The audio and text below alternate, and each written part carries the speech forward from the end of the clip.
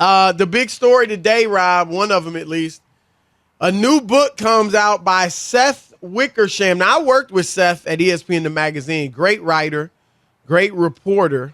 Remember, he broke a lot of the stories about Belichick and Brady and the dysfunction within the organization and all that a few years ago.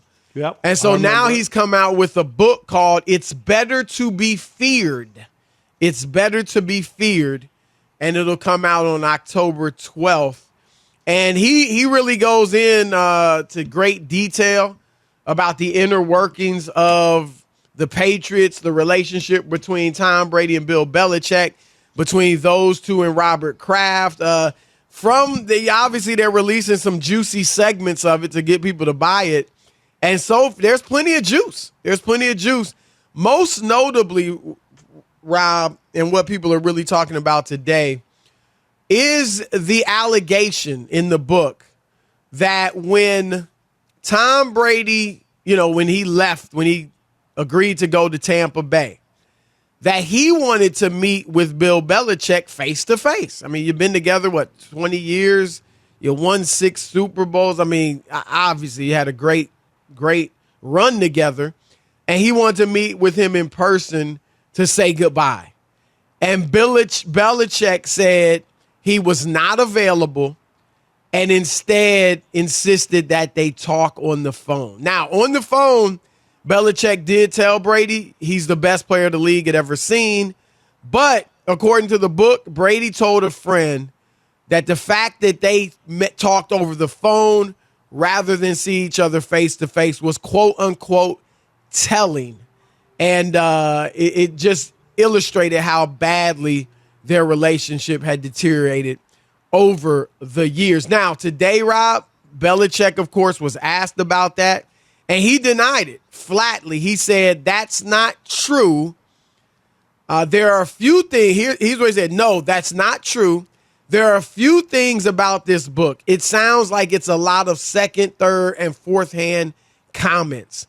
I'm not going to get into that. I'm going to focus on this game and try to prepare for the Bucs. So, Rob, what he's referring to when he said it's not true is why he didn't meet with Brady. Because they did not meet face-to-face. It was a phone call. So Belichick didn't deny that.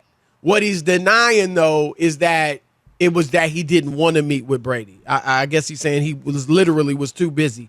He just didn't have the time or whatever. So the first thing I want to throw at you, Rob, I mean, obviously your thoughts on just this whole situation and these allegations, but do you think that Belichick should have met with Brady?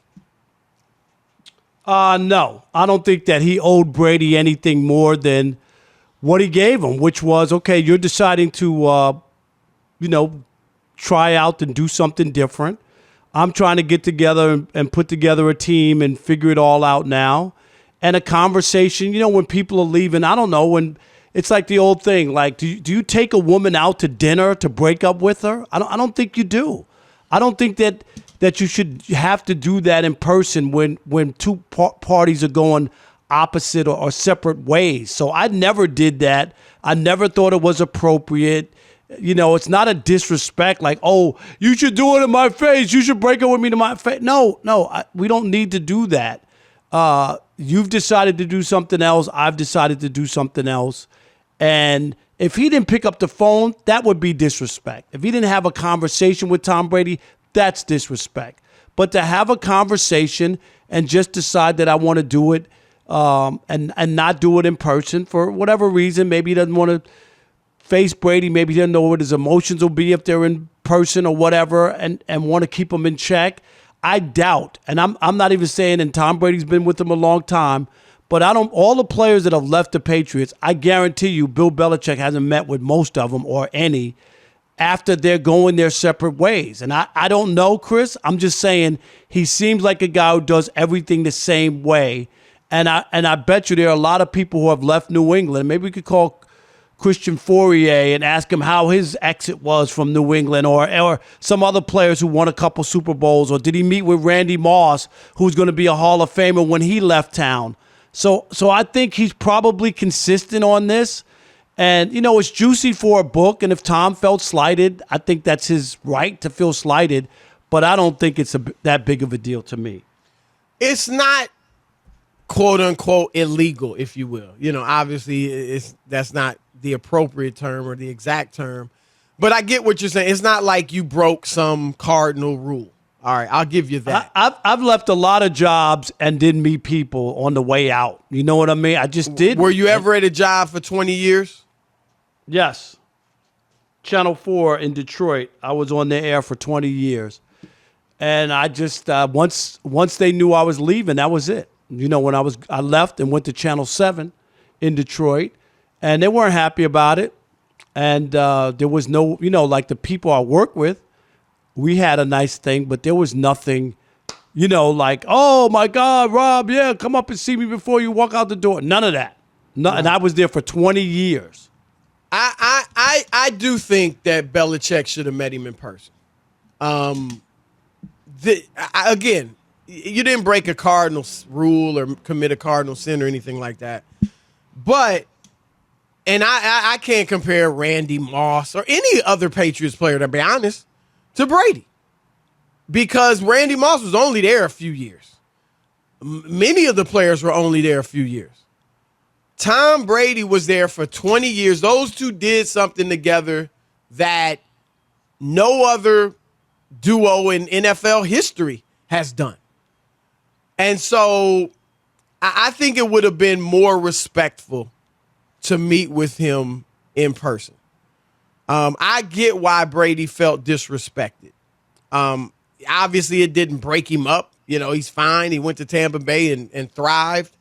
But I just think that Belichick should have met with him. It would have been better had he met with him. It's kind of like you brought up, do you meet with the woman to break up with her? If you've been married, it's kind of like calling your wife on the phone and telling her over the phone you want to get divorced. Or when she goes on a business trip, you move your stuff out. Is that it? Yeah. I mean, I'm just saying. I'm not relating it to... You're right that you're leaving. We're done. So, I mean, it don't matter how it happens. We're done. But that wasn't a personal story, I'm saying. I just wanted to make sure you understand that. Okay. The best thing to do, I do know a situation where someone came home and everything was gone. All right. But anyway. Oh, I'm sorry. I do think the best way to handle it is to meet with that person in person, face to face. And, I kind of get it. Like you said, Belichick's like, we're moving on. We got to win. Maybe I'm sure down the road, Rob, when they're done competing, right, that they'll meet and everything will be cool. But I do think it would have been better. You've been together that long. I don't think you can even compare this to a normal football or player coach relationship. They did stuff that no one else has done. It'd be kind of like Jordan and Phil Jackson. They had a special bond there. And so that's how I feel about it. But, there's no right way or wrong way to break up. I used to say about LeBron, and people ripped him for the decision when he left Cleveland. I'm like, look, he could have done every single thing by the book, been the most polite you could ever be, the most respectful you could ever be about leaving a franchise, and it still wouldn't have mattered. All right, so the fans still would have been pissed. You brought up LeBron. So when he didn't call the owner, do you think LeBron did the right thing when he didn't call the owner of the team to say that he had made a decision to leave? He did call the owner before. He had Rich Paul call the owner before he said it on TV. Okay, so LeBron have called the owner? No, they didn't have nearly the relationship or the run that Brady and Belichick had. Okay, it's totally different.